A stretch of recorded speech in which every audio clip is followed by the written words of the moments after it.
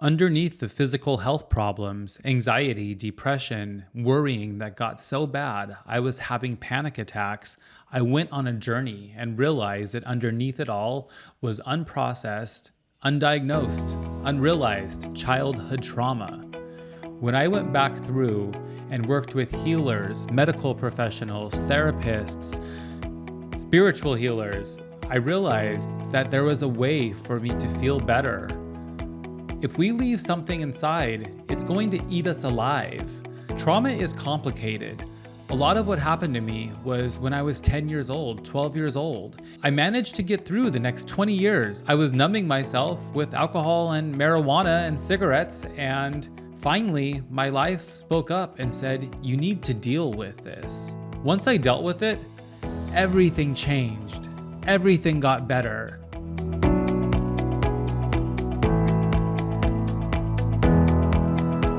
I'm Matt Garlack, and welcome to Matters of the Mind, Rise to Your Worth. I work with high achievers, especially men, who are privately battling with shame, anxiety, and burnout. Create a life that feels fulfilling, abundant, and aligned. If that sounds like you, you're not alone. I've been there. I thought in this episode I would take you through my journey. I want you to see that on the other side of mental and emotional pain and illness, there is a life of abundance. And I can't believe I'm saying this, but I don't feel anxious or depressed anymore. I'm careful with that. I know life does throw curveballs and there might be something that happens, but what I've come to realize is that by learning to love myself and trust myself and know that I am worthy and capable, I'll be able to get through whatever happens. About 8 years ago, I was living in Manhattan with my partner, David. Him and I had been together for about 6 years.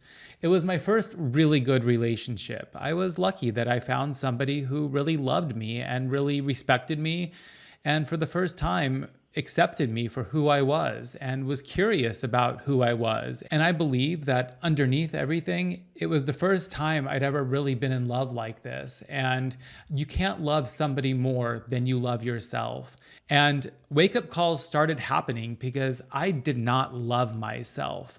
Underneath everything, I believed with all of my heart and soul that something about me was deeply flawed, that I was broken and damaged, and that I wasn't worthy of the same privileges that other people had in life. I had never really been satisfied in my career. I never really felt happy. I never really felt normal. I never really felt like a normal person. I had friends finally during elementary school and middle school. I was very lonely. I had nobody for 4 years and I hid it from people. I didn't want people to know how lonely I was, how much of a loser I was. There was so much stress going on in my home that I didn't think my parents could handle anymore. I knew they couldn't handle anymore. And I'd always been the brave person. I'd always been the one absorbing the pain the best I could because I don't think there was anywhere else in my family for it to go. There was no more capacity. Everyone was at their limits and I kept it all to myself. When I started making friends around 15, 16 years old, I'm very lucky that I found some really amazing friends who truly cared about me. Underneath it all, I always believed I was inferior and something was wrong with me. And I managed to get through my 20s, and a lot of it was I was life of the party, always out drinking. I smoked cigarettes. I became a salesperson. I had no idea that's what life had in store for me, but I became the life of the party, and everybody gravitated towards me. And I realized that when I was funny, when I was drunk, when I was energetic, when I was constantly performing, I would get respect and I would get attention from other people, and it grew exhausting. So when I was about 32 years old, I started to really worry. I'd had anxiety and depression as a child. Nothing really happened with it. I guess I just grinned and bared it. And once I started making friends when I was about 15, life got good. And I don't know if it went away or I don't know if I just was numbing it or what happened, but when I was 32, it came back and I was so anxious and depressed and worrying about things nonstop. I couldn't sleep. And finally, I went to the doctor. I had always gone to the doctor really regularly, but I went to the doctor this time and she found that I had high blood pressure. I knew what high blood pressure was. My grandparents had high blood pressure, and I remember before this always being marveled at the fact that even as a smoker, as someone who was drinking, my blood pressure was always very good. And I went to the doctor this time, found out it was high, and I started obsessing about it. What I thought was that I was feeling so bad emotionally and mentally. I thought there had to be a physical problem, and I was determined to figure out what that physical problem was. I never knew that emotional health mattered. Going back, I realized that growing up, I was suffering from allergies and asthma so bad, and I was told I had to just deal with it. Even as a 41-year-old man, I have never seen somebody who has allergies as bad as I used to have when I was a child. I would go to school with my pockets packed full of tissues. I would take Benadryl and fall asleep in the back of the class, get made fun of. My nose was like Rudolph the Red-Nosed Reindeer's. It was insane how much I was suffering.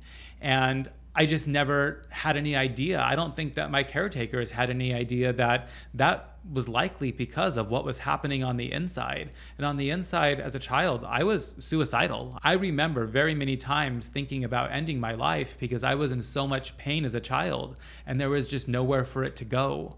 So once I had this high blood pressure diagnosis, I latched onto it, and I was determined to figure out what was going on. I was smoking cigarettes because I was so stressed out. I was drinking. Drinking never got too bad. It was at night. It wasn't like I needed it in the morning to get through the day, but it was excessive, and I knew that it wasn't helping my health, but I had to. I mean, I had no other way to do it at this point. And I was so shameful. That's the worst part about what was going on. Everything in my life up until that point was my fault. I was told I was broken. I was told I was damaged. People said to me growing up that I was the only one with a problem. I would need to figure it out. Everybody else is fine, Matt. You're not. I just always thought that I was broken because of that. You've probably heard me say broken 50 times because that's the most prevalent word from my childhood. I thought I was broken up until recently. I was so shameful when this was all going on, and I knew that I needed to not be drinking. I knew that I needed to not be smoking. My blood pressure was high, and I just couldn't do anything about it. I was talking to my doctors. Honestly, they were telling me, like, Matt, you're young. Like, we're not that worried about your blood pressure. We're more worried about how hard you're being on yourself, and using cigarettes and alcohol right now to cope is less of a concern for us than what would happen if you didn't have this right now.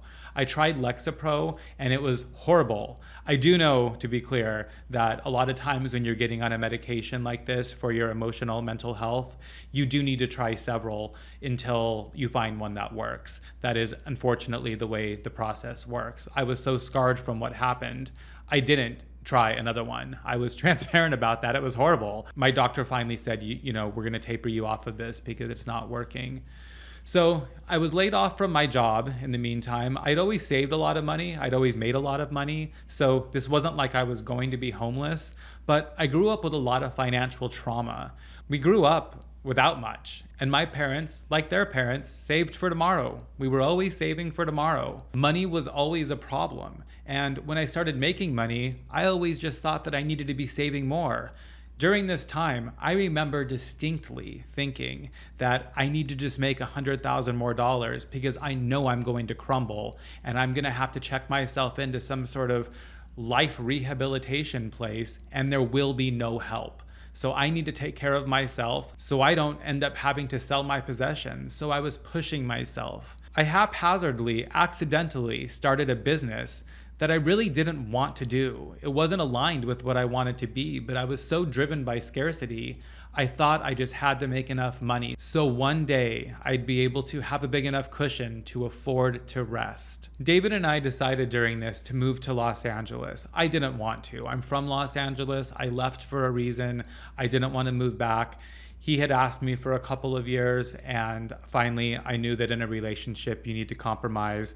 So I did. There are worse places than sunny Los Angeles to live. So we moved.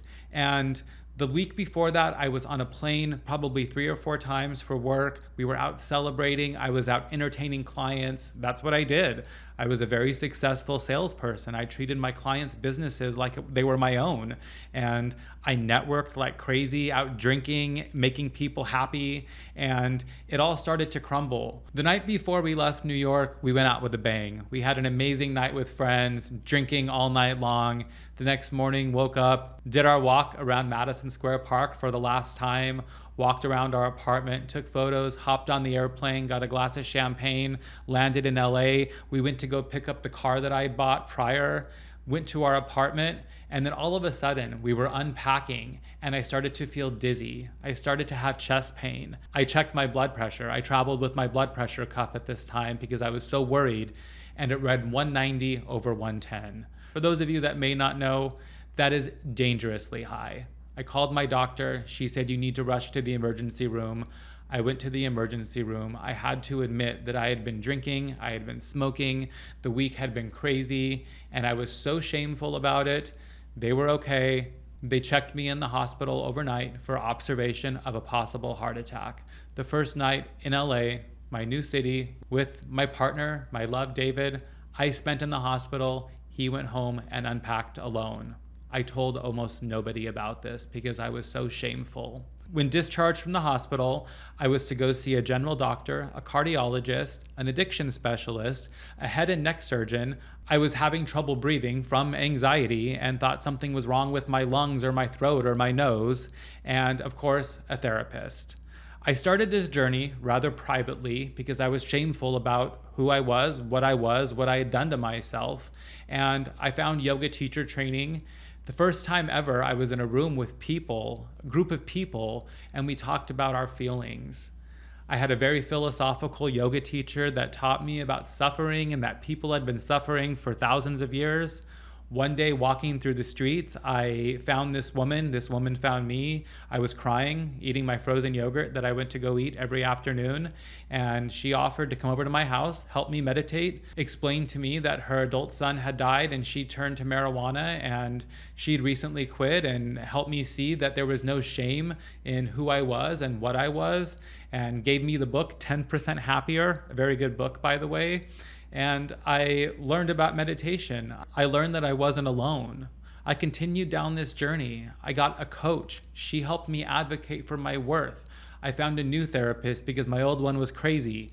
Please leave your old therapist if it's not working. There's plenty out there. And my healing journey continued. My partner and I started couples therapy, and there it was, I had a breakthrough. There was something I needed to ask him for, and she kept saying, Matt, tell David what you need, tell David what you need. And I burst out in tears because I couldn't tell him. The therapist felt horrible, and she said, oh my goodness, Matt, I didn't realize this is where you're at. You don't love your needs. You don't embrace your needs. And it all became clear. I had childhood trauma, and I was punished for my needs. I expressed my identity and I lost all of my friends because of it, and I kept it all to myself, and I had never done anything with it.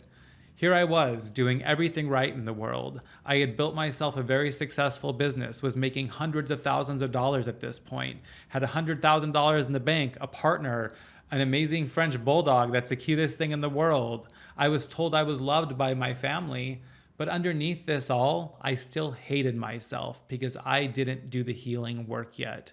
I like to say that healing turns into growth. Right before the pandemic happened, my family and I had a falling out. It was so difficult, but boundaries need to happen. Space needs to happen to heal. And without that, I would not be here today with the strength and the lack of anxiety, the lack of depression that I have now if it wasn't for that. The next 3 years went by. The pandemic happened. I started writing a book. Without the influence of my family telling me how I should feel, I went on to be honest with myself about what I was remembering. I started somatic therapy and let my body start informing me where my mind didn't have memories anymore. I grew my business during this time by learning my worth. I advocated for my worth. I got my work hours down to a fraction of what they once were. My business grew to where it was making me $1 million a year. All of this happened because I went on my healing journey, because I learned to love myself and honor my past, honor my truth, and believe my story over what somebody else told me I should be feeling. I'm now working with high performers just like you who have done everything right, but underneath feel like something is still missing. You're trying to make everybody happy, but at the end of the day, you're not happy. You're not completely fulfilled. You deserve to live a life that feels good, and that is possible for you. We need to heal. We need to grow so we learn to honor our truth and express our needs. And once we do that, we can go after that and make ourselves a beautiful life that's full of abundance, that's not plagued by scarcity and breaking generational trauma. You can be the one to break that cycle, and I'm here to help you. Thanks for hanging out with me today. I am here to support you. I hope my story helps inspire you. I am a normal person. I came from a blue-collar family in a suburb of Los Angeles. I never thought this would be possible for me. I come from a very anxious family. There's a lot of mental health and emotional health issues that have gone on for generations, and I've broken the cycle. I can help you do that too. I do one-on-one coaching, and I'd be honored to get the opportunity to speak with you and see if the services are a fit. Thanks for hanging around. Please subscribe if you like what you've heard. I would love a comment and a review, a rating. It helps me so much spread my message. Thanks so much, and catch you next time.